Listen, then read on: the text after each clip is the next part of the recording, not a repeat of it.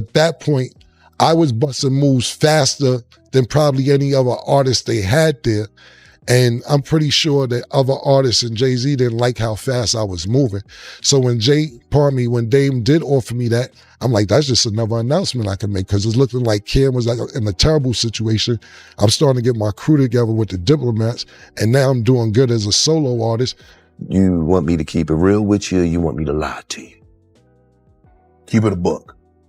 I said the Rock Nation brunch ain't of nothing but Jay-Z putting a bunch of on the lawn and then going in the back door and saying, I told you I still run this shit. Give me the money. Wow. Looks like Cam'ron's not letting up on Jay-Z at all, and now he's got backup. He just linked up with rapper Gillie the Kid to expose how Jay allegedly acts when the cameras ain't around. And let's just say, those control freak rumors, they're sounding way too real.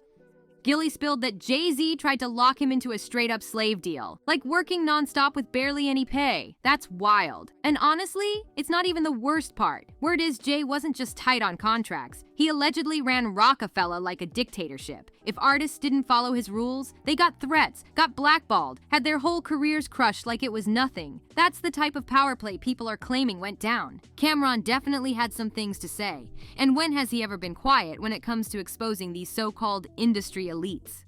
Cam's been spilling all kinds of tea lately, and he's naming names, including Jay-Z. Yup. So what exactly did Cam'ron reveal about Jay's alleged control tactics? And wait, did Jay really threaten Gillie's life over this? That's what folks are asking. At this point, it's no secret that Jay-Z's been called one of the coldest business players in the game. Ruthless. And more people are finally stepping forward, saying they got used, tossed, or blacklisted by him. Slave contracts, rigged deals, backdoor threats, you name it. Jay allegedly did it all to make sure everything moved his way. Cam'ron, in some of his recent interviews, went deep into what went down during his Rockefeller days. And his story? It's messy. For some context, Cam didn't just randomly join Rockefeller. He got in through Dame Dash, who was his boy from way back in Harlem. They were tight since childhood. Cam had just escaped a messy situation over at Sony's Epic Records, which was run by Tommy Mottola. That deal, straight garbage. Before that, he was signed to Lance Rivera's entertainment label, also under Epic, but it flopped when the label lost funding. So by the time Cam landed at Rockefeller, he wasn't trying to play games. He was hungry and ready to work, and he did just that. In 2002, he dropped his third album, Come Home With Me, and it blew up. It was his biggest project ever, and it even featured Jay-Z, Beanie Sigel, and Memphis Bleek. But behind the success? There was drama. And Cam's finally letting it all out. Kanye West and Just Blaze were cooking up heat for Cam'ron's album that year too. Real superstar production vibes. And on top of that, Cam landed a role in Dame Dash's movie Paid in Full, right next to Mickey Pfeiffer and Wood Harris. Cam wasn't just climbing, he was skyrocketing. Big features, big roles, big money. He was becoming a major player at Rockefeller. At first, everything looked sweet. Cam's grind was paying off, and his collab with Rockefeller seemed like a power move all around. But then, things took a nasty turn. Why? Because Jay-Z allegedly started getting salty, real salty. Word is, Jay didn't like seeing someone rise up in the label without his stamp of approval. And Cam, he was moving on up all on his own, off pure hustle and solid connections. No handouts, just facts. That didn't sit right with Jay. So what did he allegedly do? He started throwing blocks in Cam's path. Cam said Jay told him he couldn't bring certain folks to the Rockefeller offices, even when they were there strictly for business. That's when Cam started feeling that bad energy creeping in. Cam would approach Jay about business stuff, like needing a signature on a deal, and Jay would give off cold, shady vibes. Not saying much, just acting like he wasn't feeling it at all. According to Cam, it was clear something was off. And then, it got real petty.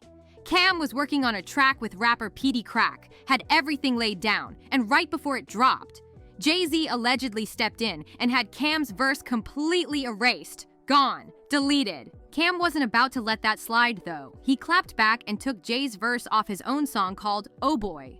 That was the energy. Things were getting tense behind the scenes. Even after Cam left Rockefeller, the vibe with Jay never got better. But the real tipping point? It came in late 2002 when Dame Dash made a bold move. He tried to name Cam as president of Rockefeller and Beanie Sigel as VP. And once Cam got that news, whew, the drama really kicked off. Cameron was hyped, and who wouldn't be? It finally felt like all the grind and late nights were about to pay off in a major way. Dame Dash had just told him he was about to be named president of Rockefeller. But what Cam didn't know, Dame never ran that decision by Jay-Z first. And that right there was the beginning of the chaos. Now to be clear, Cam didn't sign any official paperwork or anything. It was more of an in-house move, something Dame was hyping up. And since Dame was the one who brought Cam into the label in the first place, Cam thought it was legit. He thought this was his moment. But Jay? He was not feeling it at all. When he found out Dame was trying to hand Cam the president title, Jay-Z reportedly lost it, like full meltdown. He shut the whole idea down immediately, like Cam had just tried to hijack Rockefeller right out from under him. The disrespect Jay felt, it was obvious. If Cam didn't already know Jay was trying to block his shine, this moment made it crystal clear. And let's be real, Jay has been accused more than once of stepping on folks just to stay on top. Blackballing, shady business, sneaky plays. That's the kind of stuff people have been saying about him for years. Even Dame Dash himself has called Jay out multiple times, saying he got done dirty by the same man he helped build up. Believe it or not, it was Dame who first put people on to Jay-Z when nobody else would give him a shot. Dame believed in him, pushed his music, took real chances. Together, they built Rockefeller from the ground up, and that was mostly Dame's vision. The two of them even launched other big money businesses like Rocawear, turning ideas into multi-million-dollar empires. But somewhere along the line, things changed. In the early days, they made decisions together, moved as a unit. But then Jay-Z allegedly started doing business behind Dame's back, started leaving him out of key meetings, major plays, big checks. And when people asked why, Jay would just blame Dame, calling him reckless with money and too hot-headed to handle serious deals. And just like that, their empire started crumbling. But here's the wild part. While Jay-Z was calling Dame too emotional or bad with money in public, insiders were whispering something totally different. People close to the situation claim Jay was actually just setting the stage to take full control of everything they built together. Rockefeller, Rocawear, the artists, all of it. And what better way to do that than to slowly push Dame out and pull the strings behind the scenes? And guess what? That's exactly what started happening. After Cam got hit with that sudden shutdown from Jay, the energy at Rockefeller shifted hard. It wasn't a team anymore. It was Jay-Z's kingdom. Cam could feel it. Beanie could feel it. Even longtime staff started noticing the power dynamics changing fast. Jay allegedly started separating the crew, picking who could stay and who had to go. And anyone who didn't align with his vision, they were left in the cold. Cameron ended up drifting from the label. And Dame? Well, he slowly lost his grip too. Eventually, Jay made the final move, buying out the rest of Rockefeller and walking away as the only king left on the throne. And here's where it gets even messier. Over the years, folks like Cam, Dame, and others have hinted that Jay didn't just want to be a rapper or a businessman. He wanted to be the only one at the top. No equals, no competition, just him calling the shots. That's why stories of people getting blackballed or silenced around Jay keep popping up. Gillie said it too, claiming Jay tried to control every move he made, and when Gillie didn't play by those rules, his career hit roadblocks, fast. Even now, with Jay-Z seen as one of the biggest moguls in music history, these old stories are still haunting him. Because no matter how polished the image looks today, people are still pulling back the curtain and saying, "You don't know what really went down." Now look, people love to say Dame Dash was reckless, and in some ways, that's facts. He was out here buying mansions in different cities, flying private non-stop, and flexing closets full of sneakers like he was invincible. His lifestyle was loud and very expensive. And when it came to business, Dame didn't play nice. Cameron said it himself. Dame could be aggressive, disrespectful to business partners, and quick to snap on artists over the smallest mistakes.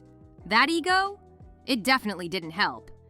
Cam claimed Dame ended up broke because he was living way beyond his means, and also because he felt entitled to certain things, like the world owed him. But all of that aside, you can't erase the fact that Jay-Z might not even be who he is today if it wasn't for Dame Dash. Dame believed in Jay when nobody else did. He backed him, pushed the music, helped build the Rockefeller empire from scratch. And after everything they built together, Jay allegedly went behind Dame's back, signed secret deals, and stripped Dame of his power within the company. And the betrayal didn't stop there. The part that broke Dame the most? Jay teamed up with R. Kelly, even after knowing the situation between R. Kelly and Aaliyah, the woman Dame loved deeply. That move right there? Dame said it cut deeper than business.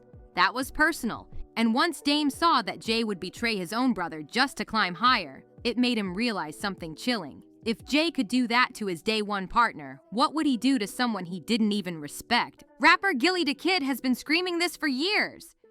He said once he refused to sign Jay's deal at Rockefeller, it was like Jay made it his mission to shut him down at every turn. Gillie even claimed Jay-Z's famous Rock Nation brunch, it's not what it seems. According to him, it's just where Jay picks out the next artist he's willing to sacrifice to keep climbing. And get this, Gillie said the only time Jay genuinely smiles in photos is when he's standing next to billionaires. That's the circle he respects. Not the rappers, not the artists, not the grind. Now fans are connecting the dots. One person even said, "Now that I'm older, I see why Jay had issues with Cam." Cam moved on his own time, made his own plays. He didn't need approval. Jay couldn't control that. So now we're asking you, do you think Jay-Z is still moving shady behind the scenes with newer Rock Nation artists? Or are all these people just bitter over his success? Drop your thoughts in the comments below, and don't forget to like, subscribe, and hit that bell so you never miss the tea. Catch you in the next one.